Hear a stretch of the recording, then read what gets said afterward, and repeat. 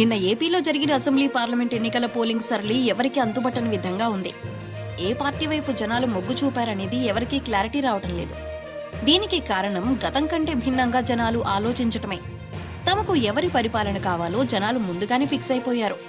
అందుకే స్థానిక ఎమ్మెల్యే అభ్యర్థి ఎవరనేది పట్టించుకోకుండా రాష్ట్ర స్థాయిలో తాము ఎవరి నాయకత్వం కోరుకుంటున్నామో ముందుగానే ఫిక్స్ అయి ఆ పార్టీ గుర్తుకే బటన్ నొక్కి తమ ఓటు హక్కును వినియోగించుకున్నారు. గతంలో ఎప్పుడూ లేనంతగా ఏపీలో ఎన్నికల పోలింగ్ శాతం పెరిగింది. మహిళలు, వృద్ధులు, యువకులు ఇలా అందరూ భారీ క్యూ లైన్లలో నించుని మరీ తమ ఓటు హక్కును వినియోగించుకున్నారు. పెరిగిన పోలింగ్ శాతం ఏ పార్టీకి అనుకూలంగా మారుతుంది అనేది ముందుగా అంచనా వేయలేని పరిస్థితి నెలకొంది. గతంలో ఓటర్ల అభిప్రాయాలు వేరేలా ఉండేవి. స్థానిక సమస్యలు, సామాజిక వర్గం, అభ్యర్థుల గుణగణాలు ఇవన్నీ ఆలోచించి ఓటు వేసేవారు. అయితే ఇప్పుడు మాత్రం జగన్, చంద్రబాబు వీరిద్దరి పరిపాలనను బేరీజు వేసుకుని ఓట్లు వేసినట్లుగా అర్థమవుతుంది.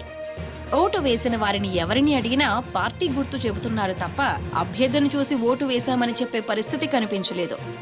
రూరల్, అర్బన్లలో గుర్తుల ఆధారంగానే ఓటర్లు ఈవీఎం మిషన్ బటన్ నొక్కారు. పలానా పార్టీకి చెందిన ఎమ్మెల్యే అభ్యర్థిని గెలిపించుకుంటే నియోజకవర్గం అభివృద్ధి చెందుతుందనే విషయాన్ని ఎవరూ పట్టించుకోలేనట్టుగా కనిపిస్తున్నారు. ఏ పార్టీ అధికారంలోకి వస్తే తమకు ఎంత మేలు జరుగుతుంది, ఎన్ని ప్రయోజనాలు చేకూరుతాయి అనే వాటినే లెక్కలు వేసుకుని జగన్ రావాలా, చంద్రబాబు పాలన కావాలా అనే దాన్ని దృష్టిలో పెట్టుకుని మాత్రమే ఓట్లు వేసినట్లుగా అర్థమవుతుంది. గతంలో ఎప్పుడూ ఈ పరిస్థితి కనిపించలేదు. దూర ప్రాంతాల నుంచి సైతం ఏపీలోని తమ సొంత ఊళ్లకు వచ్చి ఓట్లు వేయడం కనిపించింది. ఓటింగ్ జరిగిన విధానం చూస్తే కూటమి అధికారంలోకి వస్తుందా, వైసీపీకి మళ్లీ పట్టం కడతారా అనేది ఎవరికీ క్లారిటీ రావటం లేదు.